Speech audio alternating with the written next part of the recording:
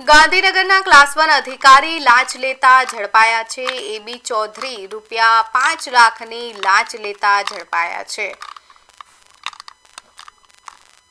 તો solar panel નાખવા માટે માંગી હતી લાંચ। અધિકારી એબી ચૌધરીની કારમાંથી મળી આવ્યા છે રૂપિયા। અધિકારીની અટકાયત કરી એસીબીએ વધુ તપાસ હાથ ધરી છે। એબી ચૌધરી ₹5 લાખની લાંચ લેતા રંગે હાથે ઝડપાયા। સોલર પેનલ મંજૂરી માટે લાંચ માંગ્યાનો આક્ષેપ છે। અધિકારીની કારમાંથી રોકડ રકમ મળી આવી છે। એસીબીએ અટકાયત કરી વધુ તપાસ હાથ ધરી છે। તો ગાંધીનગરના ક્લાસ 1 અધિકારી રંગે હાથે લાંચ લેતા ઝડપાયા છે। એબી ચૌધરીની કારમાંથી રોકડ રકમ મળી આવી। સોલાર પેનલ નાખવા માટે તેમણે લાંચ માંગી હતી।